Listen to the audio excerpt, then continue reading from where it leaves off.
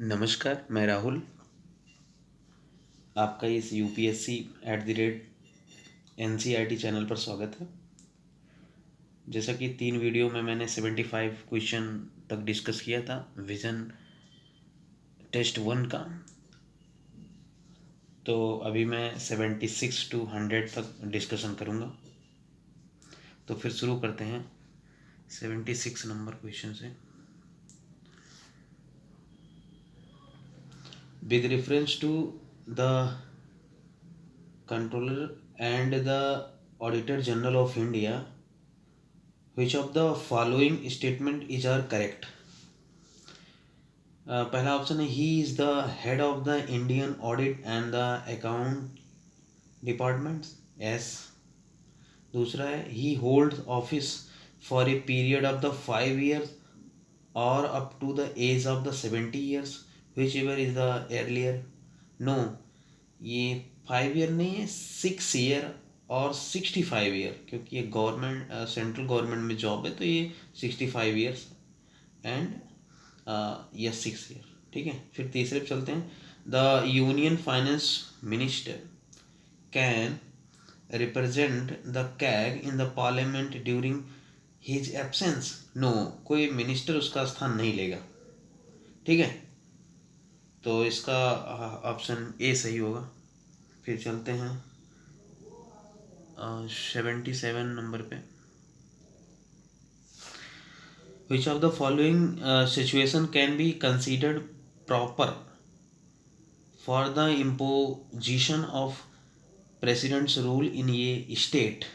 ठीक है, प्रॉपर क्या है? एक होता है प्रॉपर, एक इम्प्रॉपर। तो ये केवल प्रॉपर पूछा है। तो पहला है mall administration in the state, मतलब करप्शन। और दूसरा है ये government is deliberately acting against the constitution. तीसरा है ये constitutional direction of the central governments is dysregulated by the state governments.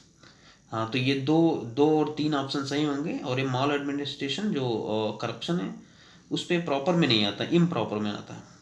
ठीक है, तो इसका सी ऑप्शन सही होगा, 2 and 3। फिर चलते 78 नंबर पे। Which of the following provisions were added to the constitution through constitutional amendment?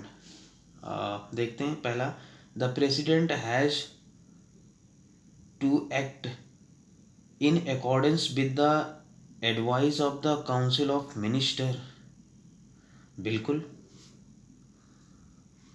ठीक है, ये 42nd कॉन्स्टिट्यूशन अमेंडमेंट 1976 में जोड़ा गया था, जो आर्टिकल 74(1) में है।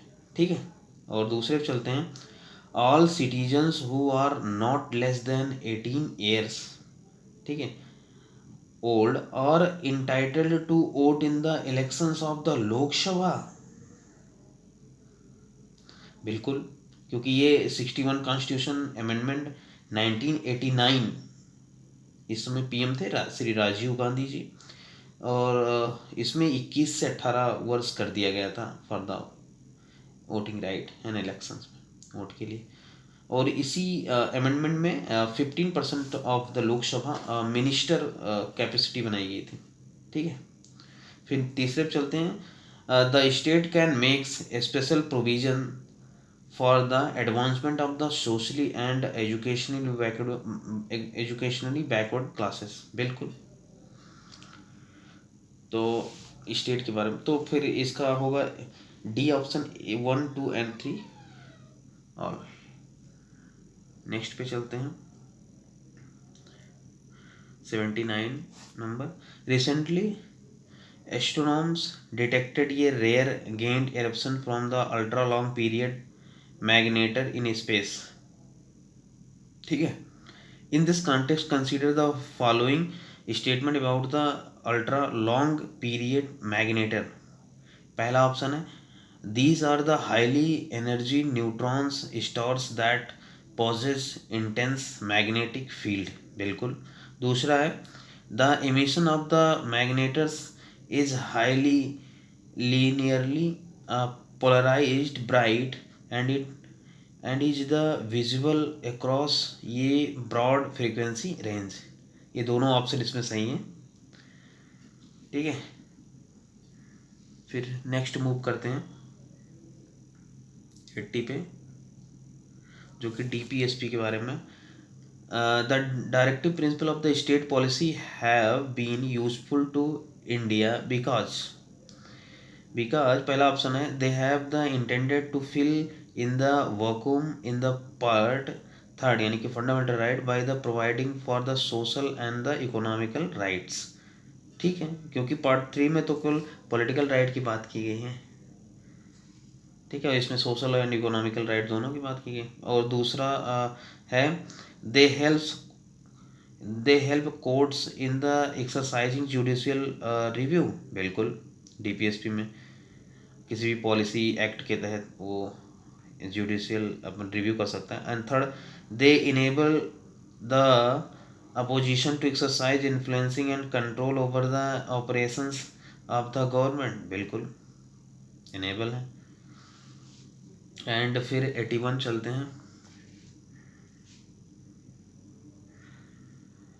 ये सिटीजन में लूज हिज और हर सिटीजनशिप व्हेन ही एंड सी पहला है voluntarily acquires the citizenship of any other foreign state. दूसरे देश की जब अगर नागरिकता ले लेंगे तो वो भारत की नागरिकता खत्म हो जाएगी। दूसरा है अनलॉफुल ट्रेडेड और the communicated with the enemy during a war के दौरान अगर वो दुश्मन देश से मिले हुए हैं तो फिर उनकी नागरिकता चली जाएगी। तीसरा है ऑब्टेन्ड सिटीजनशिप बाय फ्रॉड, वो अगर फ्रॉड से सिटीजनशिप लिए हैं तब भी चली जाएगी। ये सिटीजनशिप एक्ट 1955 के तहत है। ठीक है, तो इसमें तीनों सही होगा। फिर हम चलते हैं 82 पे।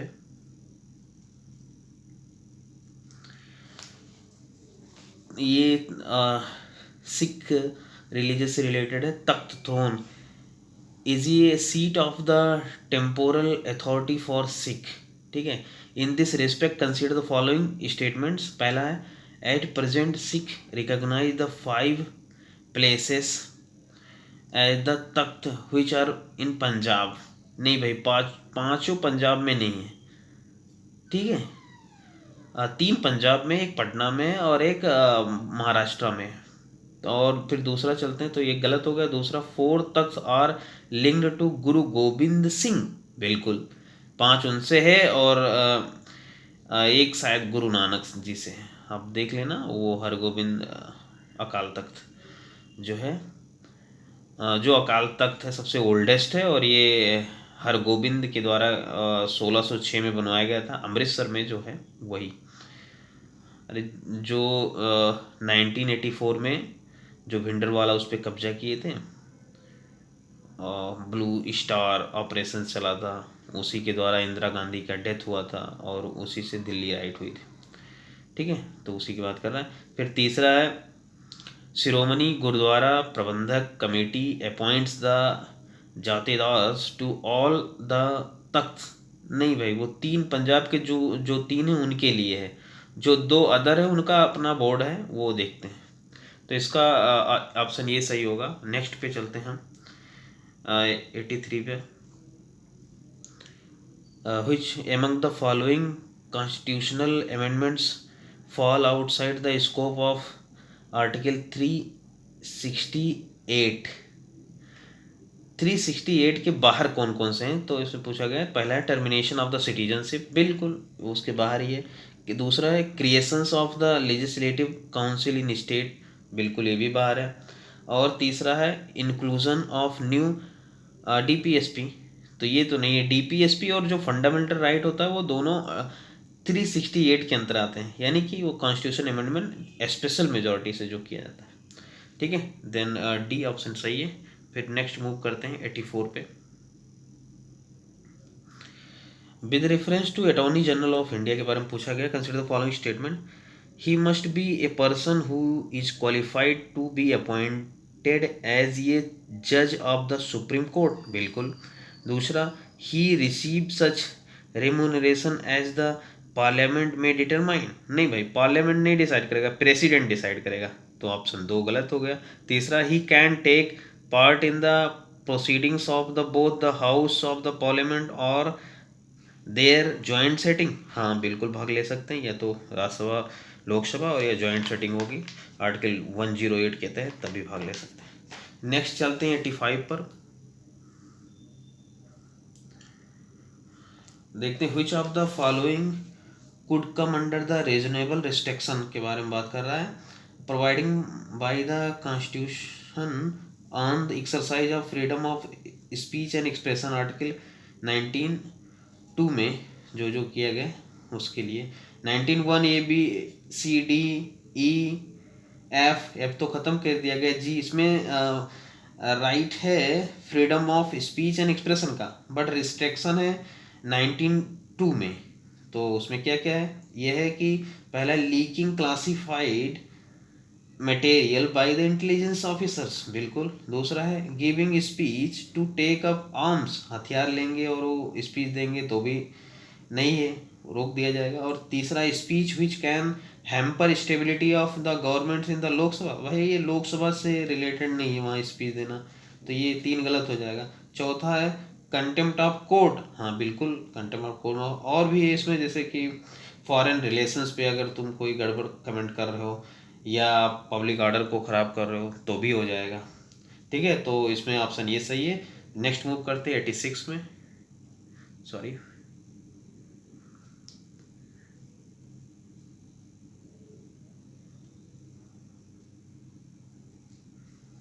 Which of the following directive principles are based on the Gandhian principle?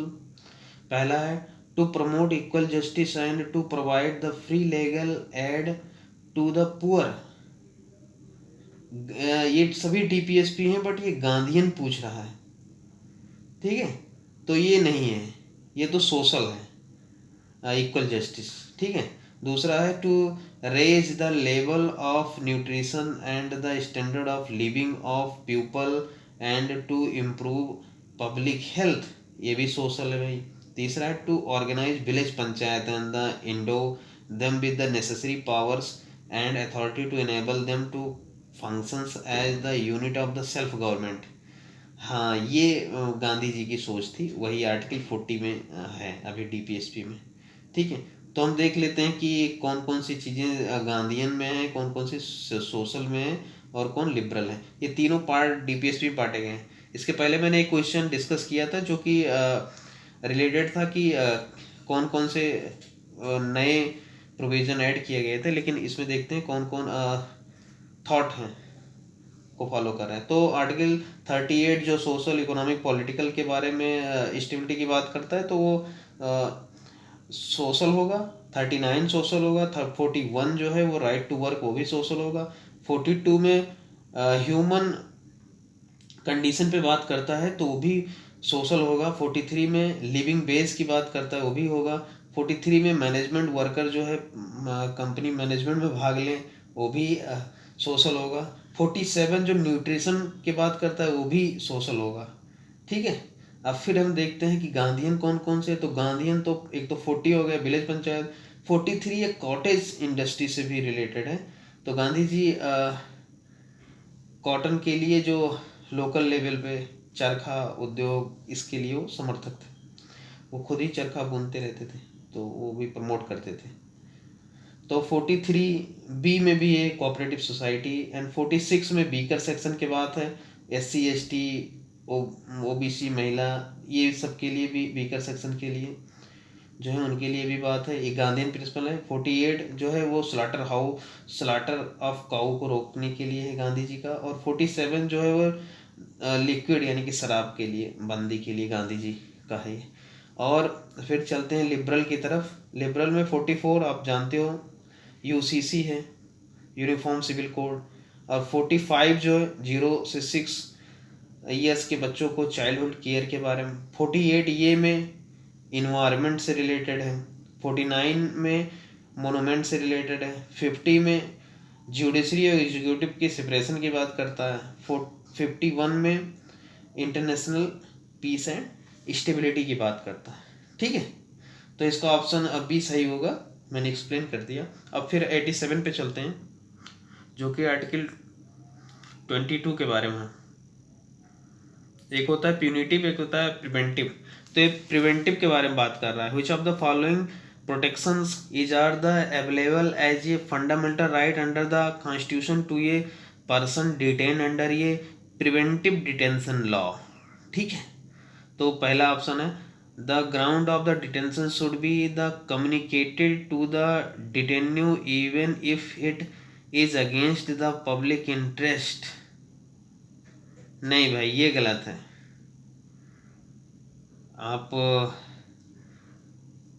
आप डिटेन्यू के लिए उसके लिए रोक नहीं सकते आप, ठीक है, कम्युनिकेट के लिए नहीं रोक सकते, तो पहला गलत है। दूसरा है the डिटेन्यू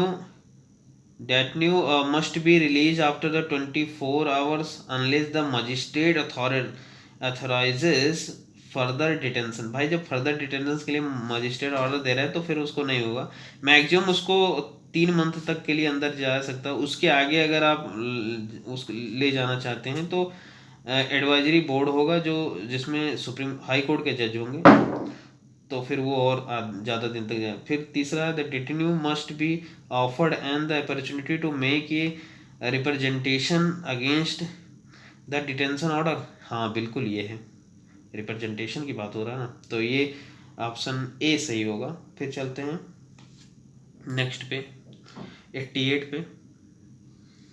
consider the following statements revocation of the president's rule in ये state require the parliamentary approval. नहीं भाई, पार्लियामेंट्री नहीं, प्रेसिडेंशियल अप्रूवल चाहिए।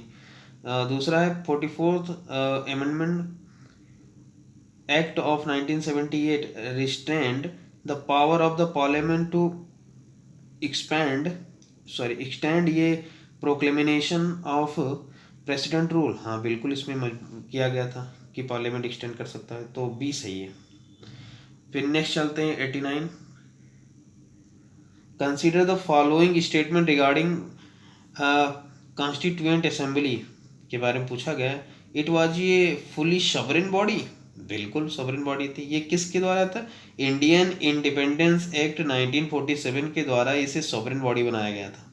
ठीक है। दूसरा है इट कुड एब्रोगेट और alter any law made by the British parliament in the relation to the India. बिल्कुल, ये पहले हम पढ़ चुके हैं, इसी टेस्ट में था, और ये सही है ऑप्शन। तीसरा है princely state never join the assembly. नहीं भाई, ज्वाइन किए थे, तो ऑप्शन ये सही है। फिर नेक्स्ट चलते हैं 90 पे। 90 which of the following statement is not correct with respect to the Government of India Act of 1919।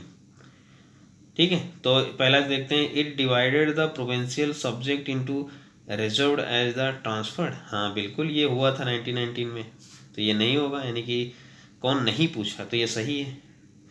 तो और जो सेंटर में है उसमें जो है सब्जेक्ट को 1935 में बांटा गया था। बी देखते हैं इट इंट्रोड्यूस ये bicameral legislatures at the centre with the upper and the lower houses. हाँ बिल्कुल हुआ था।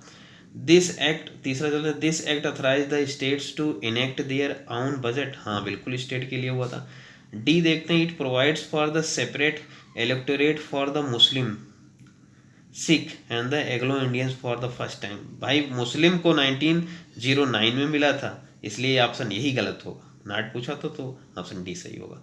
नेक्स्ट चलते हैं 91 पे।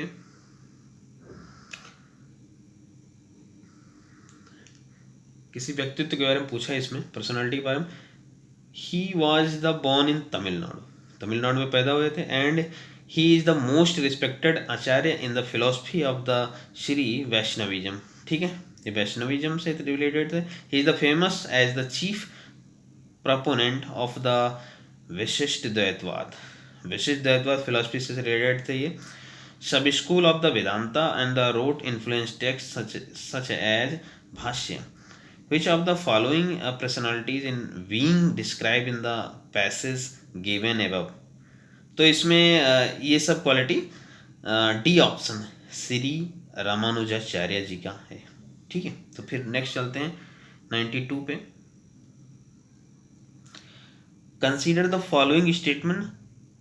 पहला है the citizen of India on allegiance to both the union and state. नहीं भाई, भारत में केवल सेंटर यूनियन डिसाइड करेगा, एलिजेंस होगा। यूएस में बोथ है, यूनियन एंड स्टेट। तो ऑप्शन वन गलत। दूसरा देखते हैं, in India only a citizen by birth is eligible for the office of president. नहीं भाई, ये यूएस का है। यूएस में अगर कोई बच्चा जन्म से ही नागरिक है तो वो होगा वहाँ का प्रेसिडेंट। बट इंडिया में ऐसा नहीं है, तो ऑप्शन डी है इसमें। फिर नेक्स्ट चलते हैं 93 में।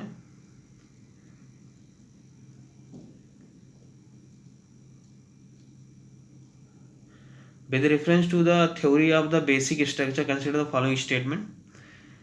It first emerged in the Kesavananda Bharati case. हाँ बिल्कुल, बेसिक स्ट्रक्चर पहले टाइम वही आया था 1973 में। दूसरा, it weakens the balance between the rigidity and the flexibility of the Indian Constitution। नहीं भाई, वीकेन नहीं किया था, स्ट्रॉन्ग किया था कि आप बेसिक स्ट्रक्चर को बगैर तोड़े हुए आप संशोधन कर सकते हो, तो ये फ्लेक्सिबिलिटी हुई ना। तो फिर इसका ऑप्शन ये सही होगा, दूसरा गलत है इसलिए। तो फिर 94 पे चलते हैं।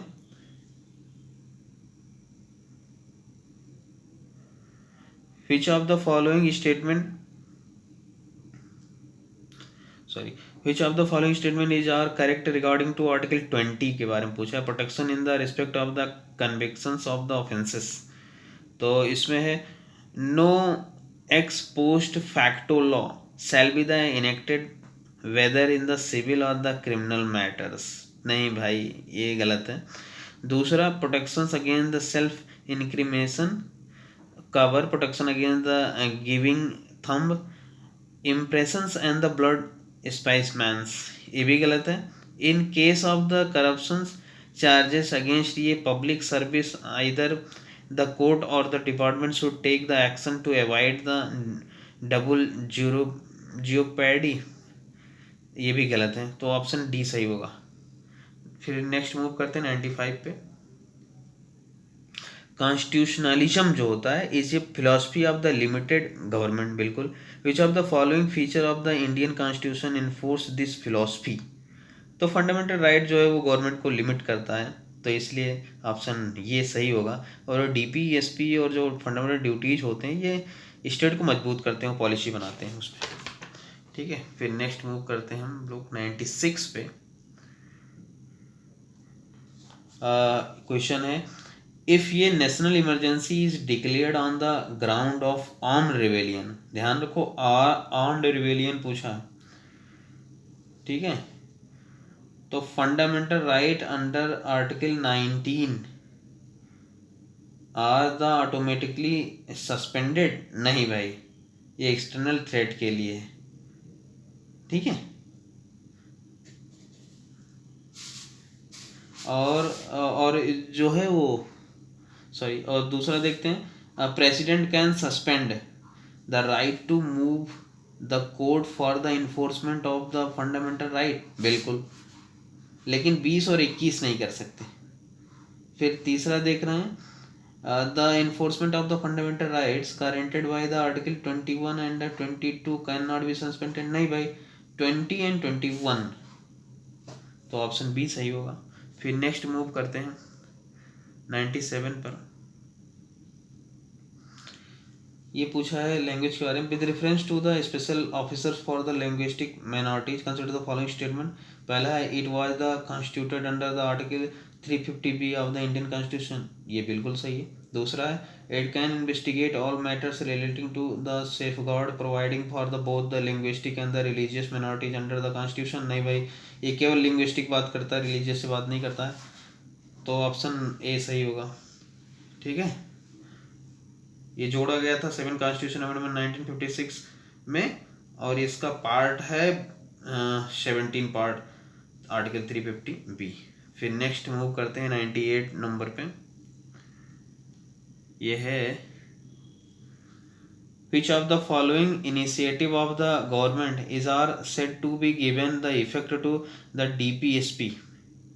भाई कौन कौन सी इनिशिएटिव गवर्नमेंट ले सकती है डीपीएसपी के द्वारा, बस वही पूछना है। स्कीम पूछ रखा है, old age pension scheme for the pupils above the 65 years, बिल्कुल. Adoption of the criminal procedure code 1973, बिल्कुल. The प्रधानमंत्री कृषि सिंचाई योजना, बिल्कुल. सारी स्कीम वेलफेयर के लिए है. The Mahatma Gandhi national rural employment guarantee programme, ये भी बिल्कुल हो गया जाएगा. फिर 99 पे चलते हैं, तो यानी कि डी ऑप्शन सही है इसमें. 99 पे चलते हैं. एक करंट अफेयर्स का क्वेश्चन है. Team India wing of the NITI Aayog comprises, इसमें क्या कंप्राइजेस करता है, तो ये है it representatives from the every state and the central ministries. ठीक है, ये नेशनल कोलैबोरेशन के लिए किया गया है. इसके लिए तो ऑप्शन बी सही है. फिर नेक्स्ट मूव करते हैं 100 पे. The Indian constitution guarantee which of the following to the citizen, कौन कौन से गारंटी देता है Indian constitution. Equality of status, बिल्कुल. इक्वलिटी ऑफ अपॉर्चुनिटी, बिल्कुल. ये सब दिया गया ना प्रेम्बल में, तो वही है. इक्वलिटी ऑफ आउटकम्स, नहीं भाई मैंने तो कभी नहीं पढ़ा आउटकम्स. चौथा है इक्वलिटी बिफोर लॉ, हाँ ये सही है. तो फिर डी ऑप्शन सही होगा. इस प्रकार 100 क्वेश्चन पूरे होते हैं. अब मिलेंगे नेक्स्ट में. पॉलिटी का दूसरा जो टेस्ट है, यानी कि विजन का सेकंड टेस्ट, वो भी पॉलिटी का है, वो गवर्नेंस भी है उसमें. तो तब तक के लिए धन्यवाद. कल फिर मिलते हैं. Okay, thank you.